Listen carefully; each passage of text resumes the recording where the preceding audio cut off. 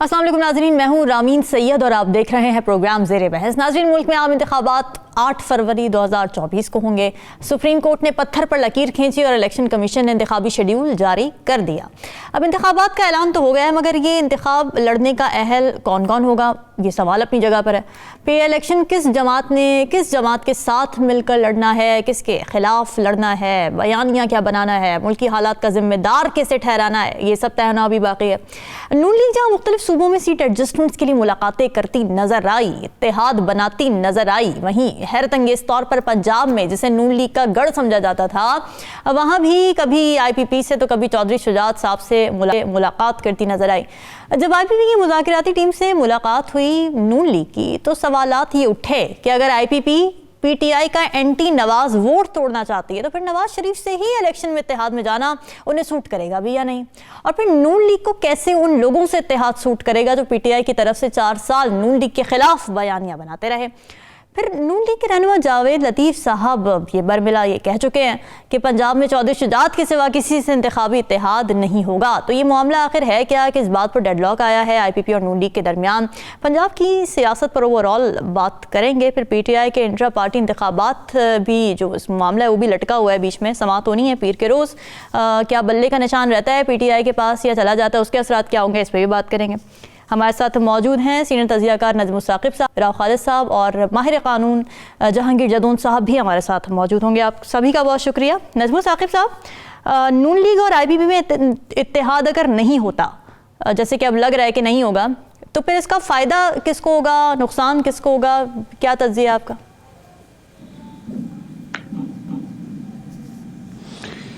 ये जो IPP है, इस्तेहकाम पाकिस्तान पार्टी, इसमें हाल ही में इस्तेहकाम आया है क्योंकि ये एक बिल्कुल नई पार्टी है, लेकिन ये इतनी मुस्तहकम कुछ हफ्तों में ही हो गई कि शहबाज शरीफ साहब को ख़ुद चल के जाना पड़ा। हाँ। और वोट को इज़्ज़त चूँकि दिलवानी थी, लिहाजा बहुत ज़रूरी था। और ख़ास तौर पे पंजाब की जो अंदरूनी सियासत है, वहाँ पे अगला CM कौन होगा, वहाँ पे प्रोविंशियल सीटों की एडजस्टमेंट कैसे होगी, और अगर हमें कोई 15-20 सीटें इलेक्टेबल्स की चाहिए तो वो कहाँ से होंगी, तो ये सारा कुछ तो हमें समझ में आ रहा है। जो समझ में नहीं बात आ रही वो ये है कि ये क्या नज़रियात की सियासत हो रही है या ये पावर पॉलिटिक्स है। और तो फिर वही जवाब वो पुराना कि हमारी तो पावर पॉलिटिक्स होती है, हमने ये थोड़ी देखना है कि इस्तेहकाम पार्टी का। और मैं आपको यकीन से कहता हूँ कि अगर आप किसी भी मुस्लिम लीग नून के लीडर से पूछें इस वक्त कि क्या आप बता सकते हैं कि जिस पार्टी के पास आप चल के गए हैं वोट को इज्जत दिलाने के लिए, उनका नजरिया क्या है, आप यकीन कीजिए कि किसी को कुछ नहीं पता। उसकी बुनियादी वजह यह है कि उनको वो खुद नहीं पता कि हमारा क्या नजरिया है। ये कुछ इलेक्टेबल्स हैं जो आ गए हैं, इकट्ठे हो गए हैं, और इनको पता लग गया है कि इलेक्शन में प्रोविंस में भी और नेशनल असेंबली वगैरह में भी को 15-20 सीटें और कुछ नहीं तो 10-15 सीटें इनको मिलने की उम्मीद है, जो कि पलड़े को दाएं या बाएं कर सकते हैं। अब पावर पॉलिटिक्स है, चूंकि नजरियात की सियासत कोई नहीं है, तो उसमें हमें क्या नजर आता है, जो ज्यादा से ज्यादा इलेक्टेबल्स घेर के ले आएगा, जो ज़्यादा से ज़्यादा इसकी पेशकदमी करेगा कि जी देखिए इलेक्शन के बाद जो सूरत हाल होगी। मैं जो सोच रहा हूँ ना वो ये है कि इलेक्शन हो जाते हैं और उसके बाद पंजाब में सूरत हाल कुछ ऐसी डेवलप होती है कि ये जो हमारे अब्दुल अलीम साहब हैं, जाहिर है कि ये कैंडिडेट होंगे CM बनने के। उसके साथ साथ हम देख रहे हैं कि कुछ पुराने लोग भी हैं जो उम्मीद कर रहे थे कि एक दिन आएगी नून लीग की हुकूमत होगी सेंटर में भी और पंजाब में भी, तो मरीम नवाज साहिबा का भी नाम आता है उसमें, वो जो उनके बेटे हैं शहबाज शरीफ साहब के, उनका भी नाम आता है। इसके अलावा भी, और हो सकता है कि इस दफ़ा यानी हमजा साहब, इस दफ़ा हो सकता है कि जो हमारा तजुर्बा पहले था कि एक वसीम अकरम प्लस आए थे और उन्होंने अल्लाह अकबर अल्लाह अकबर अल्लाह अकबर, उन्होंने वो कुछ किया जो कि कोई भी जी बिल्कुल, जो कि उनकी कारकर्दगी जो है वो हर गेंद उन्होंने पिच के बाहर कराई और हर गेंद जो है वो उन्होंने गुड लेंथ से बहुत पीछे कराई। उससे क्या हुआ कि पंजाब की चीफ मिनिस्टर का जो है, और फिर हमें वो भी यानी पूरा याद होना चाहिए कि चौधरी परवेज इलाही हैं और हमजा शहबाज हैं और कोर्ट्स में इधर जा रहे हैं और हाई कोर्ट में फलाना हो रहा है।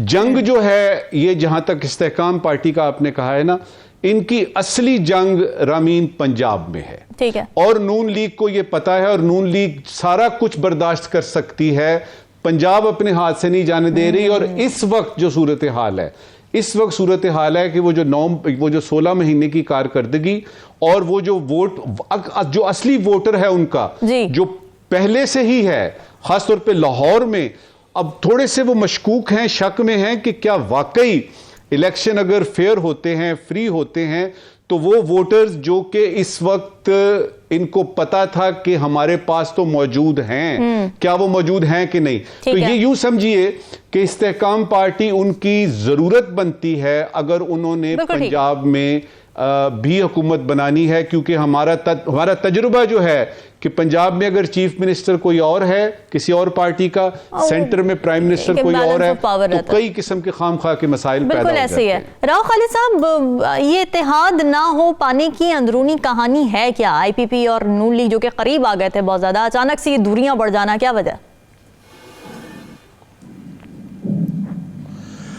देखिए, बुनियादी तौर पे जो मियाँ साहब आप जब से वो वापस आए हैं, जब गए भी थे पाकिस्तान से और वापस भी आए हैं, तो वो एक बयानिया उनके बारे में यही बना कि वो डील करके गए थे और डील करके आए हैं। उस डील में क्या क्या कंप्रोमाइज़ हुए हैं उनके, वो जब हम देखते हैं तो उसमें हम देखते हैं वो एक बयान देते हैं वहाँ पे, और फिर अचानक शहबाज शरीफ साहब यहाँ से दौड़ के जाते हैं और उनको बताते हैं कि ये कुछ गलत कर दिया आपने। वो फिर अपने बयान को गोलमोल करते हैं, फिर आहिस्ता आहिस्ता उसको डाइल्यूट करते चले जाते हैं। वो फिर कहते हैं मैंने इंतकाम नहीं लेना, तो सारा वो उन्होंने कंप्रोमाइज़ कर लिया उस पर, जो वो एहतसाब का और इंतकाम का सारा वो सिलसिला। लेकिन वो दोहरा भी रहे ना, वो बयानिया दोहरा रहे। उसके बाद ये IPPs के साथ इत्तेहाद, जी बिल्कुल दोहरा रहे हैं, लेकिन ज़रा और लफ्ज़ों में, ज़रा नर्म अल्फाज में और ज़रा गोल बोल करके बात करते हैं। अब वो उस तरह से नाम लेके नहीं करते कि इनको इनका एहतसाब करेंगे और इनसे वो कहते हैं अब एहतसाब नहीं, लेकिन हिसाब तो लेंगे। अब वो वैसे करते हैं कि मैं इंतकाम नहीं चाहता। ऐसे हिसाब तो लेना चाहिए, लेंगे नहीं, लेना चाहिए। अगर लेंगे कहते तो फिर तो वो खुद कमिट कर रहे होते हैं। अल्फाज का चुनाव सही है। वो सजेस्ट कर रहे हैं कि जी किसी को तो करना चाहिए, कि बनता तो है, बाकी आगे मर्जी उसकी, उससे फिर आगे जो शेर चाहेगा वही करेगा। तो बुनियादी तौर पे वो डाइल्यूट कर रहे हैं अपने। और इसमें जब इलेक्शन में आप जा रहे हैं, तो इलेक्शन में आपकी अगर वज़ीर आज़म बनने की ख्वाहिश है, तो उसमें भी यकीनन आपको कुछ ना कुछ कंप्रोमाइज़ करना पड़ेगा या स्पेस देनी पड़ेगी। आप इस तरह से कह लें, इंतखाबी तौर पे वो इतने मजबूत नहीं है कि वो इंतखाबी स्वीप कर जाएं या सिंपल मेजॉरिटी भी ले लें। यकीनन उनको ज़रूरत है इत्तेहाद की, उसके लिए वो इत्तेहाद कर रहे हैं। और इस्तेहकाम पार्टी जो है, आप फिर उसको देखें, वो जब इस्तेहकाम पार्टी बनी है, वो भी कुछ वादों और डील के साथ बनी है, वो इस तरह से हवा में नहीं बन गई। अगर उसके साथ लोग गए हैं, PTI को जो ज़िक पहुंचाई गई है, उसको जो हिस्सों में बांटा गया है, तो यकीनन उसका कोई पर्पस था। और जो लोग उसको करने वाले हैं, जहांगीर तरीन है या अलीम खान है, वो यकीनन उसको कैश कराएंगे अपने सारे उस पावर को जो उन्होंने जितनी भी है वो हासिल की है। तो अब कैंडिडेट उनके इस्तेहकाम पार्टी के जो हैं वो अलीम खान साहब हैं, चीफ मिनिस्टर पंजाब के। तो इस पे बुनियादी मसला है। अच्छा। यकीनन PMLN की तो कभी ये हिस्ट्री नहीं रही। वो तो वो तो अपने खानदान से बाहर नहीं देने को तैयार। वजारत आला को चाहिए कि वो किसी दूसरी पार्टी को दे दे।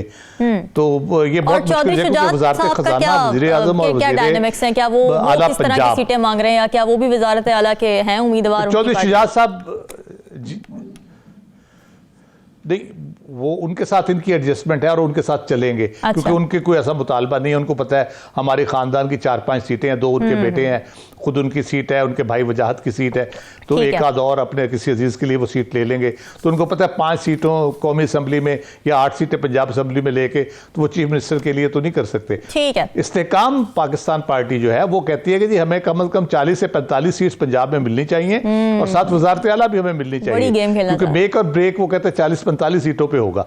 तो इस तरह से वो मसाइल वहां पे शुरू हुए हैं। और एक इंपॉर्टेंट डेवलपमेंट जो आज हुई है जी क्विकली PTI के हवाले से, वो बस जिक्र कर दूं, लतीफ़ खोसा साहब की शमूलियत जो है वो भी एक बड़ा टर्निंग पॉइंट होगा PTI की सियासत में। वो तो बड़ा जहांदीदा सियासतदान भी हैं, वकीलों के अंदर भी उनकी सियासत बड़ी, जी बिल्कुल, उनकी बड़ी अच्छी, यानी पॉलिटिकली भी बड़े अच्छे। एतजाज़ और लतीफ़ खोसा 2 कानूनी और सियासी तौर पे आप कह लें कि रहनुमाई करते रहे हैं इमरान खान साहब की, और उनको काफ़ी पीटीआई को काफ़ी उनकी जो तारीखी तौर पे उनका है तजर्बा, उससे बड़ा फ़ायदा पहुंचेगा। बिल्कुल ठीक है।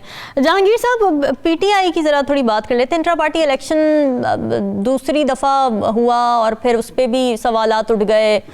जिस तरह से स्क्रूटनी हुई उनके प्रोसेस की, उस हवाले से ज़रा थोड़ा बताइएगा कि क्या ऐसी ही होती है, बाकी जमातों की भी ऐसी ही, और अब क्या इम्कानात हैं? अगर बल्ले का निशान चला जाता है उनके पास से, तो फिर उनके पास ऑप्शंस क्या होंगे, असरात क्या होंगे उनकी इलेक्शन कैंपेन पे? ये देखें, जब इलेक्शन एक्ट 2017 पास हो रहा था तो तमाम पॉलिटिकल पार्टीज जो हैं वो उनकी पार्लिमानी पार्टी की मीटिंग, स्टैंडिंग कमेटी की मीटिंग हो रही थी, तो 5-6 जो लॉ थे हमारे पास डिफरेंट, उनको रिपील करके तो पॉलिटिकल पार्टीज एक्ट बना। तो उसके दौरान इलेक्शन कमीशन ने पॉलिटिकल पार्टीज को ये एक सजेशन दी थी कि आपके जो इंट्रा पार्टी या पार्टी के अंदर जो इलेक्शन होते हैं उनमें इलेक्शन कमीशन को ये रोल दिया जाए कि ये सुपरवाइज कर सके हम कि आपके इलेक्शन को देखना चाहते हैं हम भी। किसी पार्टी ने जो है वो उसको ओके नहीं किया, यानी नहीं कि किसी पार्टी ने कहा नहीं जी हम अपने इंटरनल मामलात में आपको इस हद तक इंटरफेरेंस नहीं दे सकते, इस हद तक अख्तियार नहीं दे सकते। तो उसके पास जितनी भी पॉलिटिकल पार्टीज के इलेक्शन होते हैं वो आपके भी सामने, मेरे भी हैं, हमारे मज़्ज़द जो दूसरे दोस्त हैं इनके भी सामने, और पूरी पाकिस्तानी कौम, पूरी दुनिया देखती है कि किस तरह होते हैं इलेक्शन। जितनी भी पार्टियां हैं, स्वाय एक्सेप्शन है, एक पार्टी हो सकती है जमात इस्लामी या इस तरह MQM या कोई अदरवाइज पॉलिटिकल पार्टी में एज सच, जिस तरह आप कहते हैं ना जिसका नाम इलेक्शन है, वो किसी भी पार्टी में नहीं होते। बिला मुकाबला कोई पार्टी उसको ऑर्गेनाइज उस तरह करने की कोशिश भी करती है तो वो नहीं हो सकती, या उनकी कोई ऐसी कंपल्शन है कि ये उस तरह नहीं हो सकती। मिसाल के तौर पर जब पीटीआई बनी थी तो इनका बड़ा नारा था, बड़े जिस तरह आप इस पार्टी के अंदर बड़े नामी गिरामी वकील मौजूद हैं, शुरू में जस्टिस वजीर-उज़-ज़मान और फिर अहमद खान और बड़े वो तस्नीम नूरानी, ये वो बड़े लोग थे जी, इन्होंने कहा जी इस पार्टी को हम डेमोक्रेटिकली इलेक्शन इसमें करेंगे और आगे लेके जाएंगे। लेकिन फिर उनको हटा दिया गया था, वजीर-उज़-ज़मान को भी, फिर वो भी अलहदा हो गए, वो तस्नीम नूरानी को हटा दिएगा, वो पार्टी के इलेक्शन कमीशन थे। तो ये सारी पार्टियों में जो इलेक्शन है ना वो एज सच नहीं होते, ना ही किसी पार्टी जो लीडर होता है, जो पार्टी चला रहा होता है, उसके खिलाफ किसी की जरूरत होती है इवन पेपर सबमिट करने के भी। अगर वो पेपर सबमिट करता है तो वो पार्टी से पीटीआई को स्पेशल ट्रीटमेंट दिया जा रहा है, स्पेशल चैलेंजेस दिए वो इसमें देखें ना, सारी मैं तो जनरली बात कर रहा हूँ कि किसी भी पॉलिटिकल पार्टी में उस तरह के इलेक्शन नहीं होते, और वो इलेक्शन कमीशन जो है वो इस तरह इंटरफियर कर भी नहीं सकता। अगर वो करना चाहता है तो कानूनी तौर पर है ही नहीं है, वो सिर्फ ये है कि पार्टी के चेयरमैन होता है, उसकी एक सर्टिफिकेट होता है अंडर सेक्शन 209 के जी हमने ये जो है इलेक्शन कराए हैं, ये हमारे ऑफिस होल्डर हैं, इस तरह इलेक्शन कंडक्ट हुआ है। वो इलेक्शन कमीशन में वो स्टेटमेंट जो है वो देनी पड़ती है, वो कंपलसरी है, वो इसकी इलेक्शन एक्ट की रिक्वायरमेंट है। तो वो सारी पार्टियों वाले वो जो है एक स्टेटमेंट दे देते हैं। तो फिर आपने देखा जो मियां नवाज शरीफ है उसको पार्टी की सदारत से सुप्रीम कोर्ट ने हटा दिया। तो ये इनके जो सारा मैकेनिज्म इन्होंने पीटीआई वालों ने खुद बनाया था।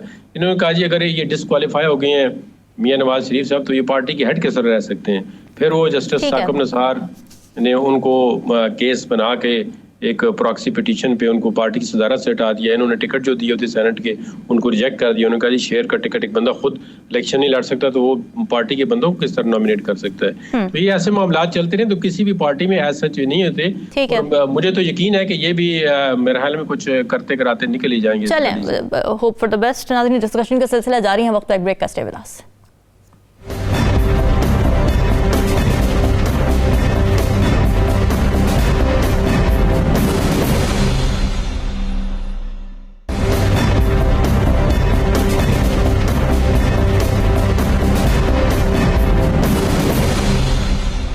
वेलकम बैक नाज़रीन। पिछले दिनों दुबई में अक़वाम मुत्तहिदा की माहौलियाती तब्दीली की 28वीं सालाना कॉन्फ्रेंस जिसे COP28 कहा जाता है मुनक़्क़िद हुई।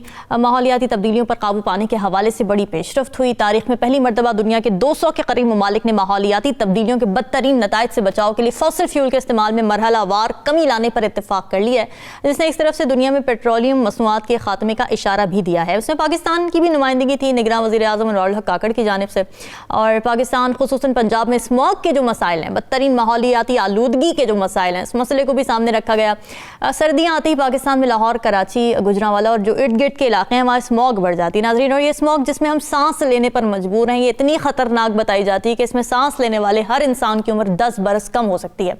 इस हवाले से पंजाब हुकूमत की जानिब से कई इक़दाम किए गए। मार्केट व दफातर स्कूल के औकात महदूद किए गए। गुज़िश्ता रोज़ मुल्क की तारीख में पहली बार मसनूई बारिश भी बरसाई गई, जिसके बाद लाहौर की एयर क्वालिटी कदरे बेहतर हुई। मगर सवाल यहाँ पर यह कि स्मॉग का असल कॉज आखिर है क्या, जिम्मेदार आखिर है कौन? पाकिस्तान भारत को और भारत पाकिस्तान को जिम्मेदार ठहराता रहता है, मगर नासा की जानिब से सैटेलाइट फुटेजेस जारी की गई जिसमें भारत में फसलों को आग लगाने के शवाहिद मिले हैं। नासा की रिपोर्ट ये भी कहती है कि भारतीय खेतों में आग लगाने के वाकयात में 740% इजाफा हुआ है, जिसकी वजह से पाकिस्तानी पंजाब में स्मॉग में इजाफा हुआ है। राव खालिद साहब, अगर भारत जिम्मेदार है, नासा की फुटेजेस इतने वाज़े तौर पर ये बता रही हैं, तो फिर क्या किया जा सकता है इस ज़मन में कि भारत इसके खिलाफ कोई कार्रवाई भी करे, कोई इक़दामात भी ले?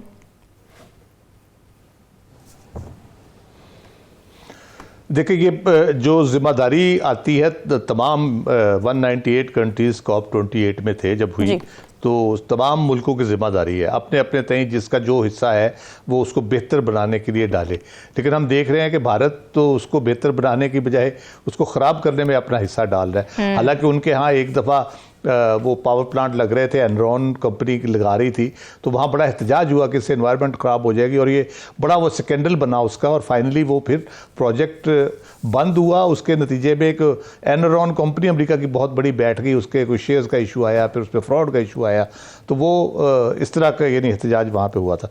तो बजाय इसके कि वो उस पर कंट्रीब्यूट करे पॉजिटिवली, तो उसको नेगेटिवली कंट्रीब्यूट करते उसका यकीनन है।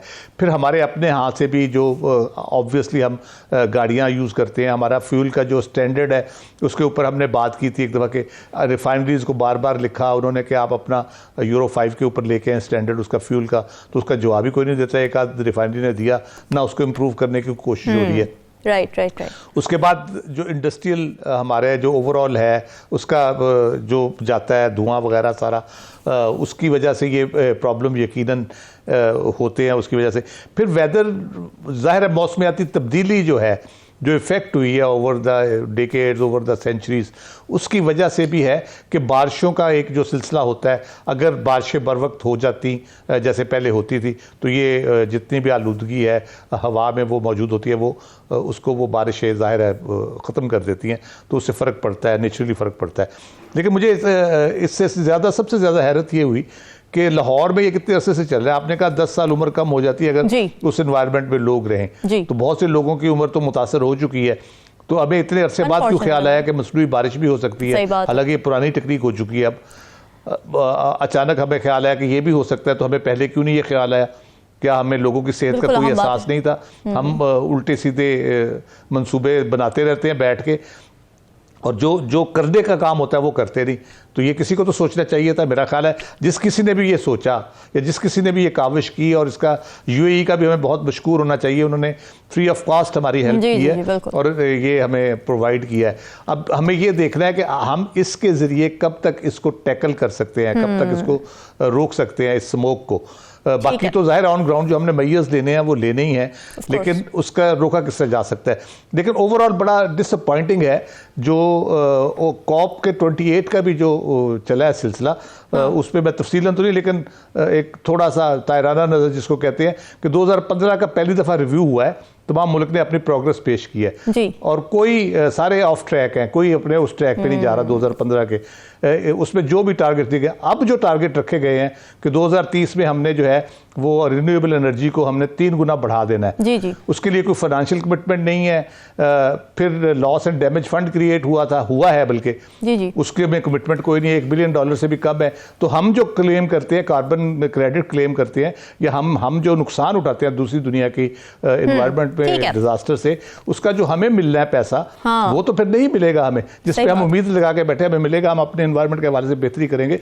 तो ये बहुत ही डिसअपॉइंटिंग सिचुएशन है, क्योंकि ये एक कलेक्टिव एफर्ट है। अगर भारत गड़बड़ करता रहेगा या बाकी ममालिक अपना कंट्रीब्यूट नहीं करेंगे, सबको अपनी अपनी रिस्पॉन्सिबिलिटी खुद लेनी पड़ेगी और अपना अपना हिस्सा डालना पड़ेगा। नजमुल साकिब साहब, ये जो पॉलिसी तय हुई कि फॉसिल फ्यूल को कम करेंगे, इसमें बाद ममालिक ने ये खदशात उठाए, रिजर्वेशन दी कि कोई टाइमलाइन आपने सेट नहीं की, तो ये जो अभी फैसले लिए गए COP28 में, इनकी प्रैक्टिकलिटी और इफेक्टिवनेस कैसी देख रहे हैं आप? देखिए, सबसे पहले तो ये देख लेते हैं कि 12 दिन की ये कॉन्फ्रेंस थी जी। तो ये जो फॉसल फ्यूल का आपने जिक्र किया है ना, जिसमें कि तेल आता है, कोयला आता है, गैस आती है, फॉसल फ्यूल पे यूं समझिए कि उसका मेन आइटम था उस कॉप का। और ये पहली दफ़ा है, पिछली जो 27 हुई हैं कॉप्स वो ले लें या 1992 से शुरू कर लें, वो अर्थ समिट जो हुई थी आपकी ब्राज़ील में, रियो डी जेनेरो में, तो ये पहली दफ़ा थी कि दुनिया ने इस पे बात की है। और उसमें ये है कि इसकी आपने जो मिकदार है वो कम करनी है, इसका इस्तेमाल कम करना है, कि सफाई हस्ती से ही मिटा देना है, फेज आउट जिसको वो बोलते हैं। जी जी। तो उसमें हमें नजर आया कि आधी दुनिया जो है वो ये कह रही थी कि खुदा के लिए, और खासतौर पे वो आइलैंड, वो यानी जिस तरह ये मार्शल आइलैंड है, छोटे छोटे मुल्क हैं जो हो सकता है 2030 तक, 2050 तक खुदा न खास्ता इस दुनिया में ही मौजूद ना हो, उन्होंने कहा जी, उन्होंने हाथ जोड़ दिए, उन्होंने कहा जी कि इसको प्लीज फेज आउट कीजिए। अब ये था कि जो आपके बड़े बड़े ममालिक हैं, जिसमें यूरोप के आते हैं, जिसमें आपका अमेरिका आता है, चाइना आता है, इंडिया आता है, जो इसके बगैर गुजारा नहीं कर सकते, उन्होंने कहा जी सवाल ही पैदा नहीं होता जी। आखिर एक बीच वाला रास्ता ढूंढा गया और उसमें यह कहा गया कि हम इस पे बात करते हैं, और उसमें कोई जो है ना, वो उन्होंने कहा कि जी कोई ऐसा तरीका ढूंढेंगे कि जिसके तरीके ये फेज आउट हो, यानी ये नहीं कि मुकम्मल तौर पे खत्म हो। अब इसमें ये कि सिर्फ यही यानी टॉपिक नहीं था इस कॉन्फ्रेंस का, इसमें दूसरी बात जिस तरह राव साहब ने बताया ना, एक लॉस एंड डैमेज फंड है, उसके बारे में बड़ी बातें पिछली कई कॉप्स में हुई, इस दफा वो लॉन्च हुआ है। और मैं हैरान हो रहा था कि दुबई में ये कॉन्फ्रेंस हो रही है और उसमें फॉसिल फ्यूल्स की बात हो रही है, और फॉसिल फ्यूल्स को बेच के ही दुबई जो है पेट्रो डॉलर्स पे बना है। कैसी कैसी कॉन्ट्रडिक्शंस हमारे सामने आई। एक बात जो बड़ी अहम है, जो पाकिस्तान के हवाले से है, उसको मैं जरा हाईलाइट करना चाहूंगा कि पिछली आप सारी की सारी ले लीजिए जो यानी पाकिस्तान ने अटेंड की, वो एक तरफ है, उसमें पाकिस्तान की परफॉर्मेंस, और ये दूसरी तरफ है। कैसे है बताता हूं। सबसे पहले तो ये बताऊं आपको कि हमारे यहां अब एक नई मिनिस्ट्री आ चुकी है जिसका नाम है ministry of climate change and environmental coordination. ये शुरू में होती थी मिनिस्ट्री ऑफ एनवायरमेंट, फिर इसको मिनिस्ट्री ऑफ क्लाइमेट चेंज किया गया, अब इसमें दोनों चीजें मर्ज कर दी गई हैं। सबसे पहले तो आती है आपकी पार्टिसिपेशन। ये पहली दफा थी कि पाकिस्तान के तमाम सूबे जो हैं उनकी रिप्रेजेंटेशन वो सूबे करते नजर आए हमें। ये पहली दफा थी कि उसमें आपका जो सेक्रेटरी हैं इस मिनिस्ट्री के, वो निगोशिएट करते हुए नजर आए पाकिस्तान के जो चैलेंजेस हैं, जो हिसाब किताब हैं। और फिर हमारे एम्बेसडर नबील मुनीर भी वहां पे मौजूद थे, जो इस खास टॉपिक में वो एक्सपर्ट हैं। फिर हमने देखा कि मिनिस्टर लेवल पे इसको जो है वो किया गया, चीफ मिनिस्टर यहां से गए। और इसके अलावा ये पहली दफा थी कि वहां पे पाकिस्तान का पवेलियन बना। पहले जो पवेलियन होता था ना रामीन, उसमें होता था एक, जिस तरह मैं बैठा हूं ना, एक कुर्सी है, उसके पीछे एक पोस्टर लगा हुआ है। इस दफा जो पवेलियन बना आपका, उसमें 29 इवेंट्स पाकिस्तान ने ऑर्गेनाइज करवाए, दुनिया को बताया कि ये पाकिस्तान के चैलेंजेस हैं, ये पाकिस्तान के रिसोर्सेज हैं, ये पाकिस्तान। और उसके बाद यानी इस वक्त की आखिरी बात जी, कि एक है उसको कहते हैं हम नेशनल अडेप्टेशन प्लान, जो कि क्लाइमेट चेंज वालों ने यूनाइटेड नेशन कहा हुआ है, और उसमें सिर्फ 194 कंट्रीज में से 40 कंट्रीज ने ये बना के पेश किया है। और अल्हम्दुलिल्लाह पाकिस्तान उन 40 कंट्रीज में है जिन्होंने ये नैप, नेशनल अडेप्टेशन प्लान जो है वो बना के दिया है। अब सिर्फ इस वक्त मैं ये सोच रहा हूं कि हमारे यहाँ एक चल पड़ी है, हिसाब किताब चल पड़ा है कि जी एटम बम हमारे ज़माने में बना, मोटरवे हमारे ज़माने में बनी, तो क्या निगरान हुकूमत किसी वक्त ये कहेगी आज से 10 साल बाद कि ये जो सारा कुछ हमने कॉप में किया ये हमने किया? मकसद उसमें सिर्फ ये है, देखिए ये मिनिस्ट्रियल लेवल पे बातें होती हैं, इन छोटी छोटी बातों पे क्रेडिट नहीं लेने चाहिए, देखना चाहिए कि पाकिस्तान के हक में क्या चीज है। और जहां तक इस COP28 की बात है, पाकिस्तान की प्रेजेंटेशन, रिप्रेजेंटेशन और प्रेजेंस बहुत ज्यादा वाजे थी और ये एक बड़ा अच्छा ट्रेंड है। बिल्कुल ठीक है। जहांगीर साहब, आपको क्या लगता है कितना ज़रूरी हो गया है माहौलियाती मसाइल को प्रायोरिटाइज करना, और पाकिस्तान जो इक़दामात कर रहा है, पाकिस्तान की निगरान हुकूमत जो इक़दामात कर रही है, वो इत्मीनान बख्श हैं? देखें, एक तो आपकी अप्रोच है गवर्नमेंट लेवल पे, एक अप्रोच मैन टू मैन है कि हम लोग खुद जो है एनवायरनमेंट को कितना तबाह करते हैं और उसकी जो एनवायरनमेंट को प्रोटेक्ट करने के लिए हम क्या करते हैं बेसिकली। दुनिया के अंदर देखें ना, बाहर के मुल्कों के अंदर देखें और हमारे मुल्क के अंदर देखें तो बड़ा डिफरेंस है। एक तो गवर्नमेंट लेवल पे है, गवर्नमेंट कॉन्फ्रेंस करती है, अच्छा है, फंड कायम हो गया है और होलिस्टिकली देखे, लेकिन वो इसके अंदर कोई हमारे लॉ भी बने हुए हैं, एनवायरमेंटल प्रोटेक्शन एक्ट भी बना हुआ है पाकिस्तान के अंदर, पूरे सूबे के अंदर है। लेकिन हम देखें ना, तमाम जितनी हमारी एग्रीकल्चर लैंड है उसको तबाह करके सोसाइटियां बन रही हैं। वाटर टेबल जो है हमारा देखें कितना लो चुका है। सबसे बड़ा आगे जो हम मसला फेस कर रहे हैं वो पानी का है। प्लांटेशन पे हम वो जो है थोड़ा सा फोकस करते हैं, फिर हट जाते हैं। ओजोन लेयर जो है वो तबाह हो रही है। तो इस तरह हम एज ए कंट्री जो है हमें अपने लेवल पे भी इसको होलिस्टिकली देखना चाहिए। हम पानी जो है कितना ज़ाया करते हैं इसका कुछ शुमार नहीं है। पानी को जो रिजर्व्स हैं डैम बनाने के लिए हम कुछ वो नहीं है कि स्मॉल लेवल पे किस तरह हम एग्रो फार्म्स बनाए या एग्रीकल्चर को। तो जितनी हमारी एग्रीकल्चर लैंड है उसको तबाह करके कोई NOC नहीं लेता सोसाइटी वाला, कोई एनवायरमेंटल लॉ पे अमल नहीं करता। अब जगह जगह पे देखें तमाम जितने भी ग्रीनरी है उसको तबाह करके यहाँ पे बना रहे हैं। तो ये इस एज ए ह्यूमन बीइंग भी हमें देखें ना, एक ये वेजिटेशन जो है ये भी फंडामेंटल राइट है कि आप एक क्लीन एयर में आप सांस लें। हवा जो है ये भी आपका फंडामेंटल राइट है कि आपके लिए जो है, और ये कॉन्स्टिट्यूशन आपको प्रोवाइड करता है। इस पे देखें ना, शैला ज़ा क्या केस जो था वो 1995 में सुप्रीम कोर्ट ने टेकअप किया, फिर उसमें पब्लिक इंटरेस्ट लिटिगेशन आई, एनवायरमेंटल बड़े लॉ बने। अभी इस्लामाबाद के अंदर एक जजमेंट पास हुई, इस्लामाबाद हाई कोर्ट ने दी है कि आप वेजिटेशन है और इस्लामाबाद का नेशनल पार्क है, इसके एरियाज के अंदर देखें, ऊपर मनाल में देखें तो होटल के जितने भी होटलिंग और कमर्शियल एक्टिविटीज हो रही हैं उनके तमाम जितने भी बाई प्रोडक्ट्स है, वो जितने भी सीवरेज है वो नीचे आ रहा है सारा कुछ, और उसका कोई सिस्टम ही नहीं है। तो इसमें हमारी जो है ना जुडिशरी को भी रोल अदा करना चाहिए, और एज ए ह्यूमन बीइंग हर बंदे को अपना अपना इंडिविजुअल रोल घर के लेवल पे जब तक हम अदा नहीं करें कि इन्वायरमेंटल जो इसका इशू है ये रिजॉल्व होना ज़रा मुश्किल है। क्योंकि जब हमारी तरबियत ऐसी नहीं हुई, इवन पाकिस्तान के अंदर देखें आप गाड़ी में लोग जाते हैं खा के बाहर रोड पे ही फेंक देते हैं, उधर विंडो से बाहर। ये बड़ा मतलब एक ट्रेनिंग का प्रोसेस होना चाहिए कि आप पानी को किस तरह इस्तेमाल करते हैं, पानी आपको स्टोर किस तरह करते हैं, पानी का बेजा इस्तेमाल। देखें हमारे यहाँ एनर्जी की क्या पोजीशन हो चुकी है, बिजली, पानी, हमारे चीजें जो है किल्लत बन रही है। एक वक्त आएगा पानी पीने के लिए आप भी कितने मसले बन रहे हैं और ये खत्म हो जाएगा। पानी भी इस वाटर टेबल जो है जितना हम चीजें कर रहे हैं, कमर्शलाइज कर रहे हैं, उसके लिए हमारे पास कोई पॉलिसी नहीं है। और जो लॉ पाकिस्तान के अंदर बने हुए हैं उनको भी अगर इम्प्लीमेंट कर लें, जो एग्जीक्यूटिव एजेंसीज हैं, तो फिर भी बड़ा कुछ हो सकता है। लेकिन हमारे मुल्क के अंदर सबसे बड़ा अलमिया ये है कि लॉ भी हम बना देते हैं, हम कॉन्फ्रेंस भी अटेंड कराते हैं, प्राइम मिनिस्टर चले आते हैं, वजीर चले आते हैं। अब अगली गवर्नमेंट आएगी, पता नहीं उसको एनवायरनमेंट की क्या पॉलिसी अपनाएगी। सही बात है, पॉलिसीज में क्लाइमेटिक जो क्या पॉलिसी की पता नहीं नेक्स्ट गवर्नमेंट की। तो ये आपकी बात बिल्कुल ठीक है। जी जी बिल्कुल सही बात है। ना सिर्फ पब्लिक अवेयरनेस की नाज़रीन ज़रूरत है, स्टेट लेवल पर पॉलिसीज़ बनाने की और उन पॉलिसीज़ को सस्टेन करने की भी बहुत ज़्यादा ज़रूरत है। वापस आएंगे एक ब्रेक के बाद, स्टे विद अस।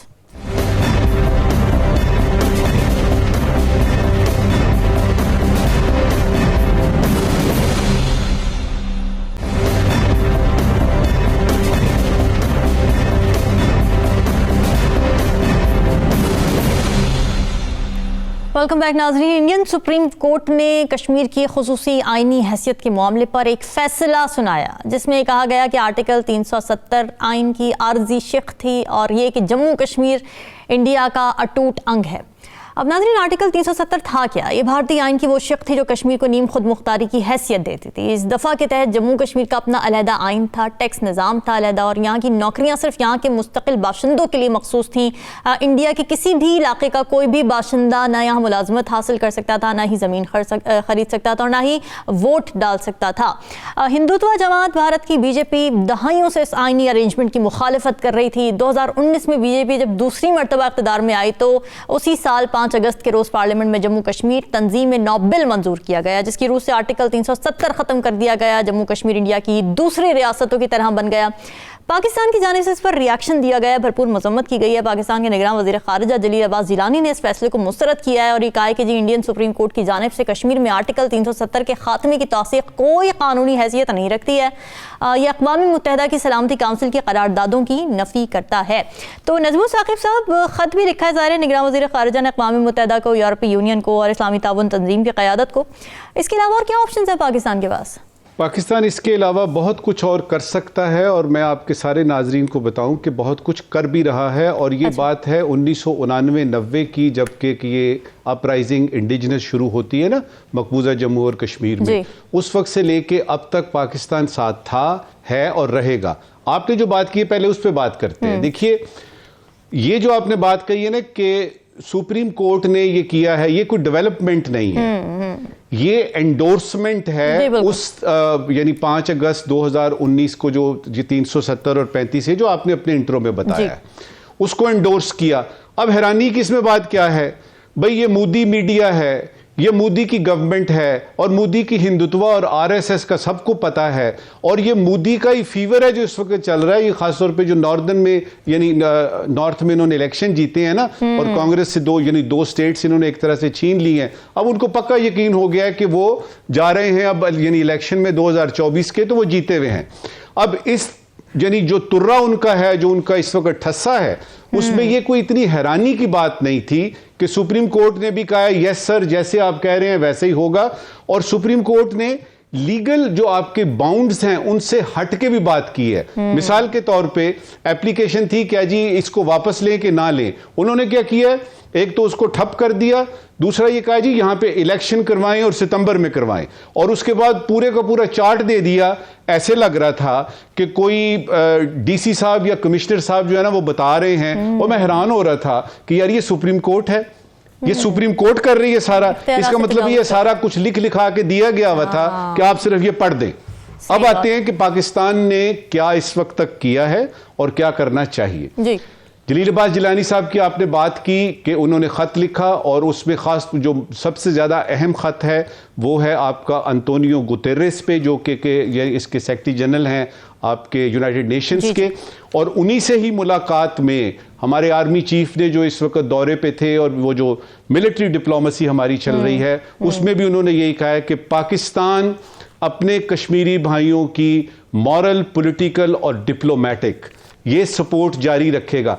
ये मॉरल, डिप्लोमेटिक और पॉलिटिकल से यानी आप अगर मुझसे पूछें जी, हमने एक कदम और जाना है, क्योंकि जो सुप्रीम कोर्ट का आया है ना ये आपका हिसाब किताब जो उधर से, अब ये किस मॉरल, डिप्लोमेटिक, पॉलिटिकल में काइंडली लीगल भी डाल लीजिए। अच्छा, क्योंकि अब आपने ये रास्ते देखने हैं, ये जो आपने इतने थिंक टैंक्स बनाए हुए हैं, फॉरेन ऑफिस आपका मौजूद है, इनसे कहें ना कि आप कोई लीगल रास्ता भी ढूंढ सकते हैं। इंटरनेशनल कोर्ट ऑफ जस्टिस है आपकी, आपका ह्यूमन राइट्स ऑफ वो जो आपका ह्यूमन यूनिवर्सल डिक्लेरेशन, और उसमें एक मजे की बात मैं कल पढ़ रहा था कि उसमें यह है कि अगर किसी जगह पे कुछ लोग जो हैं वो महसूर हैं और उनको आप यानी वो निकलना चाहते हैं कि उनकी परसिक्यूशन ना हो, उन पे अजाब ना आए, तो वो किसी भी मुल्क में अजाइलम के लिए कर सकते हैं। तो क्या अमेरिका वो जो मकबूजा कश्मीर में कश्मीरी हैं उनको अजाइलम देगा अगर वो देना चाहें तो इस तरह की चीजें हैं, इस तरह के सवालात हैं जो कि पाकिस्तान को इस वक्त करने हैं, क्योंकि ये सिर्फ ये कह देना कि जी डिप्लोमेटिक, मॉरल, पॉलिटिकल ये नहीं है, इस वक्त गेम लीगल की हो रही है। और क्या हो सकता है जल्दी से वो भी बता देते हैं। देखिए आपकी एक कश्मीर कमेटी थी, उसको जरा अपना काम तो दे दोबारा से। आप अपने स्पेशल ऑनवॉइस भेजते हैं, खत लिखने से काम नहीं होता, आप स्पेशल ऑनवॉइस भेजते हैं की कंट्रीज में, यूनाइटेड नेशन में तो भेजते ही हैं। सबसे जरूरी इस वक्त यह है कि हमारा जो मिशन है न्यूयॉर्क में, जिसने ये केस लड़ना है, उनको कुछ जदून जैसे लोग चाहिए। ये जो जहांगीर जदून साहब है ना, देखिए कानून जो है ना वो मैं एज अ डिप्लोमेट मैं नहीं कह सकता जी मुझे सारे कानून का पता है। उनको इस वक्त जरूरत है एक टीम बनाई जाए जो कि यूनाइटेड नेशन में न्यूयॉर्क में भेजी जाए, वो उनको कानूनी मशवरे दे। इसके साथ और क्या कर सकते हैं, मैंने जिस तरह ऑनवॉइस का बताया कि आप मुख्तलिफ मुल्कों में भेजिए लोगों को और उनको बताइए कि हिंदुस्तान में यानी माइनॉरिटीज में क्या हो रहा है वगैरह वगैरह। और एक नया सेल बनना चाहिए, कश्मीर सेल इस्लामाबाद में, जिसमें बाकायदा तौर पर यह बात हो, और वो सारे थिंक टैंक्स जिनकी मैं बात कर रहा हूं, नए थिंक टैंक्स ना बनाएं, पुराने थिंक टैंक से काम लें और उनको टास्क दें कि आपको ये ऐसा तरीका निकाले ना कि उस किस तरीके से पाकिस्तान अब कश्मीर कॉज अपना लड़ सकता है। बिल्कुल जी, स्ट्रेटेजाइज इसको करने की जरूरत है। लीगल ऑप्शंस पे बात करेंगे जहांगीर साहब से भी, राव खालिद साहब, लेकिन उससे पहले इस फैसले के कश्मीरी जो बासी हैं उन पर क्या असरात होंगे? क्या मजीद जुल्म सितम बढ़ने जा रहा है, मजीद सेंसरशिप बढ़ने जा रही है, और फिर वहाँ के अपने बासी क्या कर सकते हैं अपने लिए? देखिए, सुप्रीम कोर्ट ने इसको कानूनी और आईनी करार दिया है, जो आर्टिकल 370 रिवोक किया गया है। पहले तो आर्टिकल 370 था क्यों? वो यूएन रेजोल्यूशन की रोशनी में था, 47 है या 21 है, उसमें बुनियादी तौर पे ये माना गया था, यूएन ने भी तस्लीम किया, पाकिस्तान ने तस्लीम किया, इंडिया ने तस्लीम किया कि वो जो उन्होंने एक कमीशन बनाया था इंडिया पाकिस्तान के ऊपर यूएन ने, और उसका पर्पस ये था कि जंग बंदी करवाएगा और माहौल पैदा करेगा जिसमें रेफरेंडम हो सके, इस्तिस्वाब राय हो सके, अपने वोट से फैसला कर सके कश्मीरी के वो हिंदुस्तान के साथ जाना चाहते हैं, पाकिस्तान के साथ जाना चाहते हैं। तो ये जब यूएन की रेजोल्यूशन मौजूद है, तो ये कौन से जज साहब हैं, ये कौन सी सुप्रीम कोर्ट है जो ये कानून, उस कानून की रिवोकेशन को ना सिर्फ तस्लीम करती है बल्कि आगे, जैसे नजम साकिब साहब ने कहा, आगे का लाया अमल भी बताती है। और उन्होंने अपने फैसले में एक लाइन लिखी है जो नजम साकिब साहब ने कहा, उसका इंडोर्स करती है कि एक culmination of process of integration है ये जो किया है मोदी गवर्नमेंट ने। इसका मतलब ये उसको एज स्टेट के तौर पे, जैसे बाकी उनकी स्टेट्स हैं, उसको करना चाहते हैं जो वो नहीं कर सकते, इंटरनेशनल कानून के मुताबिक भी नहीं कर सकते, अपने कानून के मुताबिक भी नहीं कर सकते, उनका कॉन्स्टिट्यूशन रोकता है, जिसको उन्होंने मुअत्तल किया हुआ है फिलहाल। ठीक है, तो ये आगे फिर उन्होंने अब खवातीन की नशिस्तें वहां पे 30 ऐड कर दी हैं उनकी लोकसभा ने परसों, ये 6 या 7 दिसंबर को। तो इसका मतलब ये है कि सुप्रीम कोर्ट बैकिंग पे है, मोदी अपने एक एजेंडा लेके चल रहा है और कश्मीर का जो स्टेटस तस्लीम शुदा है इंटरनेशनली, बैन अवी तौर पे माना जाता है, उसको ख़त्म करने के वो दर पे हैं। अगर ये सुप्रीम कोर्ट से ये पूछने की ज़रूरत है, अगर ये इतना ही आईनी और कानूनी कदम था तो कश्मीर के अंदर सारे आईनी और कानूनी हकूक क्यों मुअत्तल है भाई? वहां पे उनकी बात क्यों नहीं करते आप? अगर ये आईनी और कानूनी काम है तो वो वहां पे जो फ्रीडम है सारी, हर किस्म की फ्रीडम जो है, हर किस्म का कानून, हर किस्म का आइन जो प्रोवाइड करता है इंडिया का, वो भी वही कुछ प्रोवाइड करता है जो हमारे ह्यूमन राइट्स प्रोवाइड करते हैं, जो इंटरनेशनल चार्टर के ह्यूमन राइट्स प्रोवाइड करते हैं। कोई एक राइट वहां पे है मौजूद, इस वक्त एस्टेब्लिश है। आप तो वहां पे वो डेमोग्राफी चेंज कर रहे हैं, आप लोगों के अक्सरियत को अकलियत में तब्दील कर रहे हैं, इतना बड़ा ये हो रहा है। तो ये दुनिया को तवज्जो देने की जरूरत है, क्योंकि ये देखें बड़ा ट्रिगर पॉइंट है इस खित्ते में। ये अगर इंडिया पाकिस्तान के दरमियान 2 जंगें हो चुकी हैं तो ये मसाइल दोबारा से खराब हो सकते हैं अगर ये इसी तरह से हाई हैंडेडनेस दिखाते रहे और ये जबरो तशद्दुद वहां पे कायम रहा। तो देखने की जरूरत है, हर पहलू से इंटरनेशनल कम्युनिटी का हक बनता है कि वो लोगों के हकूक के हवाले से, इस खित्ते के अमन के हवाले से इन चीजों को बड़े गौर से देखे। ठीक है जहांगीर साहब, एक तो इस डिसीजन की लीगैलिटी और फिर हमारे पास क्या लीगल ऑप्शंस मौजूद हैं? देखिए, जिस तरह इन्होंने बात की, दोनों मेरे भाइयों ने बड़ी मतलब सारी बातें इन्होंने बता दी हैं। फैक्चुअल पोजीशन ये है कि ये बेसिकली एक ऐसा डिस्प्यूट है जिसको इंटरनेशनली रिकग्नाइज किया गया है। मतलब ये एक with in the country dispute नहीं है, मतलब है इंट्रा कंट्री और पूरे खत्ते का एक बहुत बड़ा फ्लैश पॉइंट है। तो इस पे यूनाइटेड नेशन ने रेजोल्यूशन पास की है। इसमें इंडियन यूनिलैटरली कोई काम कर ही नहीं सकता और इसमें चाइना का बड़ा इंटरेस्ट है।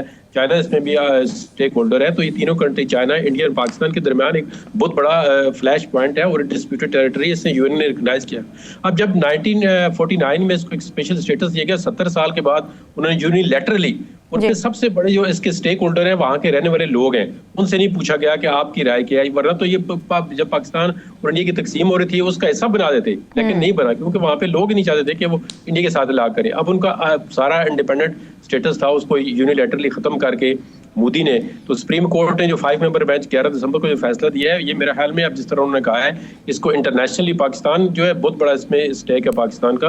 तो इस तरह ये पाकिस्तान के जो थिंक टैंक्स हैं या पाकिस्तान की जो फेडरल गवर्नमेंट है उसको ये मैटर टेकअप करना चाहिए और इंटरनेशनल कोर्ट ऑफ जस्टिस में हमें एक पिटीशन जो है फाइल करनी चाहिए कि ये भाई इंटरनेशनल डिस्प्यूट के स्टेटस को पहले तो गवर्नमेंट किस तरह खत्म कर सकती है और फिर सुप्रीम कोर्ट ने इस पे स्टैंप लगाई है। इसकी जो सुप्रीम कोर्ट की रूलिंग है ये एक मुल्क का इशू नहीं है, ये मुल्कों का इशू है। वो सुप्रीम कोर्ट की जो रूलिंग है वो इस पे बाइंडिंग ही नहीं है, इस पे इफेक्टिव ही नहीं हो सकती। क्योंकि अगर तो इंटरनेशनल यूएन ने इसको एज ए डिस्प्यूट न तस्लीम किया होता, वो कहता है ये आपके इंटरनल मामलात हैं, ये जम्मू कश्मीर, तो फिर तो किसी हद तक इंडिया को केस बनता था। लेकिन मौजूदा सूरत हाल में जो इंटरनेशनल लॉ है, यूएन की जो रिकग्निशन है, उसमें तो कोई ये यूनिलैटरली इंडिया कर ही नहीं सकता और इसकी सुप्रीम कोर्ट की डिसीजन की वैल्यू नहीं है। इसलिए हमें थोड़ा सा अपने आप को आगे लेके जाना होगा गवर्नमेंट ऑफ पाकिस्तान को। ये इंडिविजुअल कैपेसिटी में तो हम लोग यही हैं जो राय दे रहे हैं, कर सकते हैं, या थिंक टैंक के साथ कोई कोऑपरेट कर सकते हैं। लेकिन अब ज़ाहिर है गवर्नमेंट बहुत बड़ी स्टेक होल्डर है, वो भी लोगों के बिहाफ पे, कश्मीरियों के बिहाफ पे, तो इस मामले को definitely international court of justice में और इंटरनेशनली इसको हाईलाइट करना चाहिए कि ये बहुत बड़ा जुल्म है कि इंटरनेशनल डिस्प्यूट का इंडिया कोई पूरी दुनिया का बादशाह है कि जो इस तरह मर्जी कर ले डिस्प्यूटेड टेरिटरी को वो अपनी टेरिटरी समझ के, और फिर इंडियन सुप्रीम कोर्ट जो है वो उसने मेरिट के बगैर जो है इसको वो इंडोर्स करके इस पे स्टैंप लगा दीजिए कि ठीक है अब ये एज एन ऑर्डिनरी स्टेट है, जिस तरह इंडिया की इसको ये समझ, ये नहीं हो सकता। ये मतलब लीगली इंटरनेशनल लॉ के मुताबिक नहीं हो सकता कि अगर तो यूएन इसको राइज न करती, ये डिस्प्यूटेड टेरिटरी है, वो डिस्प्यूटेड टेरिटरी जो होते हैं उसका यूनिलैटरली फैसला नहीं हो सकता कि कोई अपोज भी ना करे और इंडिया के जो सुप्रीम कोर्ट है वो उस पर स्टैंप लगा देगी कि अब इंडिया का पार्ट एंड पार्सल है, इसमें जो मर्जी इंडिया करे, जहाँ पे दूसरे लोगों को जाके बसाए वहाँ पे प्रॉपर्टी खरीदें। ये इस तरह मेरे ख्याल में उनका जो लीगली केस जो है वो वीक है। लेकिन आप देखते हैं कि गवर्नमेंट ऑफ पाकिस्तान इसमें कितना इफेक्टिवली जो है वो इंटरनेशनल लेवल पे रोल प्ले करती है। लेकिन जहांगीर साहब देखें ना, इंटरनेशनल लॉज भी कई सालों से अपनी जगह पर मौजूद हैं, फिर यूएन की जो रेजोल्यूशंस हैं इस मसले से मुतालिक स्पेसिफिकली वो भी कई अरसे से मौजूद हैं। तो जब अभी तक उससे कोई डिफरेंस पैदा नहीं हुआ, तो अब पाकिस्तान अगर केस अपना दोबारा ले भी जाता है तो क्या गारंटी है कि वो इफेक्टिवनेस, वो रोल प्ले करेगा यूएन और फिर भारत को बाइंडिंग भी करेगा, उसके ऊपर वो लागू भी हो चीज़, उससे करवाई भी जाए? असल में देखें ना, यूएन का जो सिस्टम असल में आता है जब इम्प्लीमेंटेशन आती है कि आप एक लॉ इन्फोर्स करना चाहते हैं असल में। अब यूएन भी एक मतलब है मदद के साथ एक अमेरिका के अंदर सबऑर्डिनेट इदारा बन चुका है। जब वो पावरफुल लोगों की बात आती है तो यूएन उसमें बैकफुट पे चला जाता है। यूएन को चाहिए कि अपनी जो रेजोल्यूशन है वो इम्प्लीमेंट कराए, और जो इंटरनेशनल कोर्ट ऑफ जस्टिस है उसमें अगर ये केस जाता है तो वो अगर मेरिट पे फैसला करें। लेकिन अगर इंडिया लोगों को नहीं है बल्कि जिसका डिस्प्यूट है वो, हम इसमें पार्टी हैं, हम इस टेरिटरी की पार्टी हैं। हमारे कॉन्स्टिट्यूशन के अंदर ये लिखा हुआ है आर्टिकल के अंदर कि ये आप इसके ना हम जो अपने कश्मीर वाले स्टेटस को यूनिलैटरली छेड़ सकते हैं। हालांकि ये डिस्प्यूटेड नहीं है जो आजाद कश्मीर है, लेकिन वो जो डिस्प्यूटेड टेरिटरी आजाद कश्मीर वाली, उसको इंडिया यूनिलैटरली इस तरह कर ही नहीं सकता। तो ये अब इंटरनेशनल कोर्ट में मामला जाना चाहिए, क्योंकि अब इंडिया की जो सुप्रीम कोर्ट है उसकी इंडोर्समेंट के बाद वो तो अपने आप ये समझ रहे हैं कि हमें लीगली स्टेटस हासिल हो गया और इंडियन की जो सुप्रीम कोर्ट है स्टैंप लगा दी है।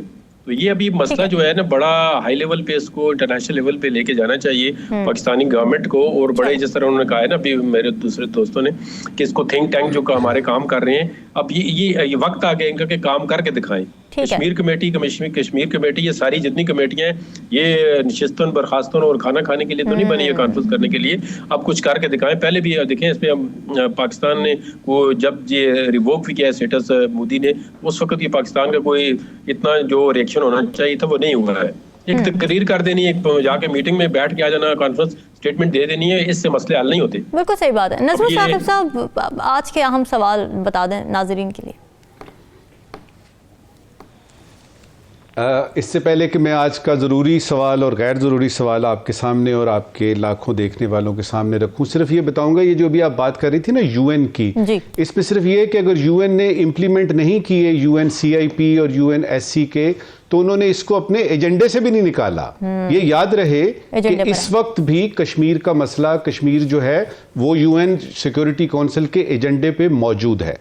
अच्छा जी, ज़रूरी सवाल ये है कि कुछ सियासी पार्टियां रामीन कहती हैं कि हमें लेवल प्लेइंग फील्ड नहीं मिल रही, ना कभी मिली थी और ना कभी मिलेगी। तो सवाल यह कि अगर आपको यकीन है कि लेवल प्लेइंग फील्ड नहीं मिलेगी तो आप इलेक्शन लड़ क्यों रहे हैं? सही है। गैर जरूरी सवाल। मेरे one of my favourite leaders in Pakistan, most popular, मियाँ मोहम्मद नवाज शरीफ साहब ने ये जो बयान, राव साहब ने भी आपने बताया कि मैं इंतकाम नहीं लेना चाहता लेकिन हिसाब ना लिया गया तो वगैरह वगैरह। तो पूछना ये है, गैर ज़रूरी सवाल ये है कि इंतकाम और हिसाब में वैसे कोई इतना फ़र्क नहीं होता। आप जब हिसाब लेते हैं ना तो इंतकाम में भी हिसाब ही लिया जाता है। दूसरी बात यह है कि हिसाब लेने वाली लिस्ट में कुछ ज़ख़ीरा अंदोज़ भी हैं उसमें आपके सब्सिडीज मुफ्त लेने वाले लोग हैं, ठीक उसमें है। ना दहिंदगान मौजूद हैं टैक्स वाले, और खास तौर पे क्या उस लिस्ट में इंडिया मौजूद है जिससे आपने कश्मीर का हिसाब लेना है? बिल्कुल जी, ये था आज का जरूरी और गैर गैर जरूरी जरूरी सवाल नाज़रीन आपके लिए छोड़ के जा रहे हैं। हमें दीजिए, अल्लाह हाफिज़।